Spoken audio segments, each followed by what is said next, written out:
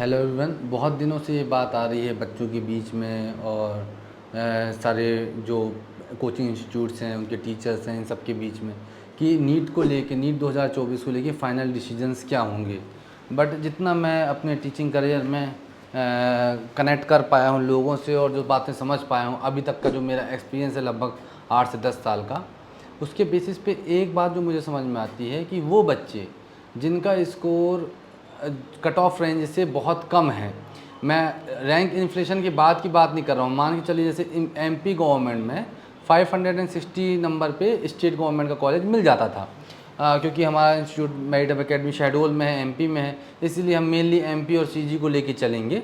तो लगभग एक सेफ स्कोर 560 नंबर हुआ करता था जनरल कैटेगरी के लिए। 560-65 में गवर्नमेंट मेडिकल कॉलेज की सीट मिल जाती थी। अब जिन लोगों के इससे भी कम मार्क्स हैं या जो भी कैटेगरी वाइज जो कट ऑफ आया था 2023 का उससे भी कम मार्क्स हैं, वो लोग भी अभी रीनीट को लेके बार बार कह रहे हैं।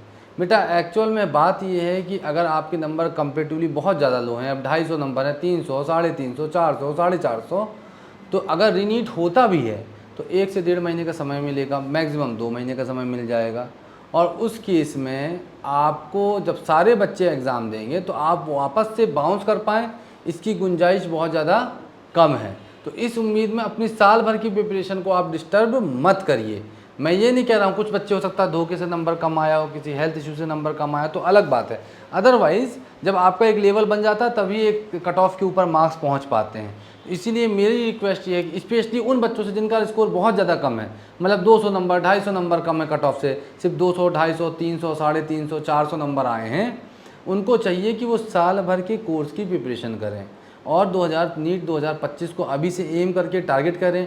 नीट 2024 का क्या होगा, कैसे नहीं होगा, ये तो आने वाले वक्त में सबको पता चल ही जाएगा। अभी 1563 बच्चे की जो रीनीट का एनटीए ने खुद एक्सेप्ट कर लिया कि उन्होंने ग्रेस मार्किंग की जो कि गलत थी, और रीनीट कराया जाएगा 23 जून को मोस्ट प्रोबेबली, और 30 जून को रिजल्ट देंगे, फिर रैंक बनेगी और फिर से वो पब्लिश करेंगे रिजल्ट को।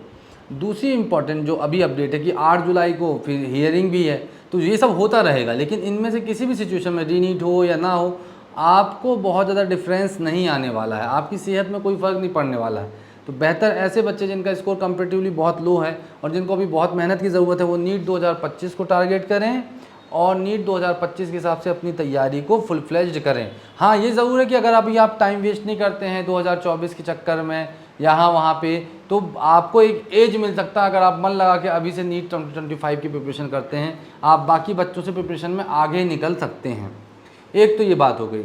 दूसरी बात, वो बच्चे जो बाउंड्री में क्रॉस किए हैं, 560 एमपी कट ऑफ की मैं बात कर रहा हूँ, 570, 550, 545 जनरल और ओबीसी कैटेगरी पे लेके आए हैं, या रिजर्व कैटेगरी में भी उस रेंज पे उनके मार्क्स आए हैं, तो उन बच्चों को चाहिए कि रीनीट हो या ना हो। देखो, रीनीट हो पाने के जेन्युइन बात यह है कि बहुत कम प्रोबेबिलिटी है, लेकिन प्रोबेबिलिटी है तो नकार कोई नहीं सकता है। प्रोबेबिलिटी अगर है तो वो हो या ना हो, हमको उससे ज़्यादा मतलब नहीं होना चाहिए। हमारा जो काम है वो ये है कि हम वापस से अपनी तैयारी शुरू कर दें। बहुत ज़्यादा एक्टिव मोड में नहीं कर सकते हैं, क्योंकि मैं समझता हूँ कि बच्चा साल भर 2 साल दिन रात मेहनत करता है, सोसाइटी से कट के रहता है, फ्रेंड से कट के रहता है, सोशल मीडिया से कट के रहता है ना, अपने फैमिली से कट के रहता है, तब जाके बेचारा सिलेक्शन लेता है। उस सेक्रीफाइस को मैं डिनाई नहीं कर रहा हूँ। तो अब उसके बाद वापस से फिर से रीस्टार्ट करना अपने आप में टफ चैलेंज होता है, लेकिन जितना भी हो सकता है एक मॉडरेट लेवल में आप अपनी तैयारी वापस से शुरू करिए, अपनी बुक्स को वापस से देखना शुरू करिए, नोट्स को पलटाइए। अगर पॉसिबल हो तो अपने जो भी क्वेश्चंस आपने पहले प्रैक्टिस किए हैं, मॉक टेस्ट दिए, इनको फिर से देखिए। दूसरी बात ये है कि नीट 2025 की अगर बात करें तो NEET 2025 is going to be very very tough. Tough बोलने का मतलब ये है कि questions out of syllabus, out of NCERT नहीं आएंगे, लेकिन पेपर लेंथी होगा एक बात, और दूसरी बात क्वेश्चन में ट्रिकी क्वेश्चंस होंगे, thinking based question, logical question, experiment based questions होंगे, जो मेरा अपना एक्सपीरियंस कहता है। क्योंकि अभी ये जो बात आ चुकी है, गवर्नमेंट तक ये बात उठ चुकी है और एनटीए के ऊपर में बात हो चुकी है। अगर एनटीए को हटा दिया जाए, एग्जाम दूसरी एजेंसी कंडक्ट करती है, फॉर एग्जाम्पल सीबीएसई कंडक्ट करती है, जो भी एजेंसी कंडक्ट करे सबके माइंड में ये बात रहेगी कि जिस तरीके से इस बार फजीहत हुई है एजेंसीज़ की, वैसी तो हमारे साथ ना हो, एक साथ 67 टॉपर्स ना निकलें और कट ऑफ भी कंट्रोल में रहे, रेगुलेटेड रहे। तो उसके लिए ये होगा कि जो मैं समझ पाता हूँ कि वो जो कोर चीज़ है, कोर चीज़ क्या है कि एनसीईआरटी से सिलेबस को फॉलो करना, वो फॉलो किया जाएगा, बट क्वेश्चंस के लेवल को टफ कर दिया जाएगा, पेपर को लेंदी कर दिया जाएगा, थोड़े से फिजिक्स वगैरह में कैलकुलेशन बढ़ा दी जाएंगे, बायोलॉजी में स्टेटमेंट टाइप के क्वेश्चन, लेंदी क्वेश्चंस, और तब क्वेश्चन इस तरीके से डिज़ाइन किए जाएंगे जब तक कंप्लीट कॉन्सेप्ट क्लियर ना हो तब तक आप सॉल्व ना कर सकें। इस टाइप के क्वेश्चंस नहीं आने वाले हैं कि डायरेक्ट भाई साहब कि फादर ऑफ जेनेटिक्स कौन है, तो मेंडल हैं, बस आप लगाइए टिक निकल जाइए, है ना। यूनिवर्सल डोनर कौन है, तो ओ नेगेटिव ग्रुप है या ओ पॉजिटिव ग्रुप है या ओ ग्रुप है, जैसा ऑप्शन आ रहा है आप निकल जाइए लगा के। इस टाइप के क्वेश्चंस का एक्सपेक्टेशन मत करिए, क्वेश्चंस लेंदी होंगे और उम्मीद है कि शायद री नीट में भी ये चीज़ हो सकती है। तो ये मेरे अपने ओपिनियंस थे उन बच्चों के लिए जो अलग अलग कैटेगरी में फॉल कर रहे हैं। जो बच्चे नीट 2000 जिनका कट ऑफ से बहुत कम है मार्क्स, उनको ज़्यादा माथापच्ची नहीं करना चाहिए और नीट 2025 में तैयारी करना चाहिए। जो कट ऑफ की रेंज में 2023 के हिसाब से हैं, उनको चाहिए कि वो रिवीजन अपना चालू रखें। अगर बाई चांस रीनीट होता है तो उस वक्त में आपको मेहनत करके बाकी लोगों को बाईपास करना पड़ेगा।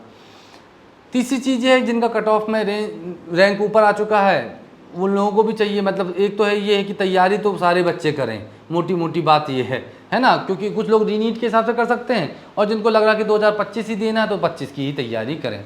हम कोशिश यही कर रहे हैं और हमारी उम्मीद भी यही है माननीय सुप्रीम कोर्ट की तरफ से कि जजमेंट में जो आएगा वो बच्चों के फेवर में आएगा और जो भी डिस्क्रिपेंसीज हुई हैं, है ना, और जो भी प्योरिटी ऑफ एग्ज़ाम को मिसकंडक्ट किया गया है उसके पीछे बातें खुल के आएंगी। अब 1563 स्टूडेंट्स ही को ग्रेस मार्क दिया, इसकी क्या गारंटी है। मेरी तो राय ये है कि इस पे भी माननीय सुप्रीम कोर्ट को ये एक बार क्रॉस चेकिंग करानी चाहिए रिज़ल्ट की, पूरे रिज़ल्ट की जो क्रॉस चेकिंग होनी चाहिए, रिज़ल्ट रीपब्लिश भी होना चाहिए। तो इसी के साथ मैं अपने बच्चों से अलविदा लूँगा और मैं उम्मीद करता हूँ कि सारे बच्चे मन लगा के पढ़ाई करेंगे and we hope that everything will be according to the whatever is judgementful. सारी चीज़ें उस हिसाब से होंगी जो नैतिक है और जो सही है। जय हिंद, जय Bharat. Thank you very much.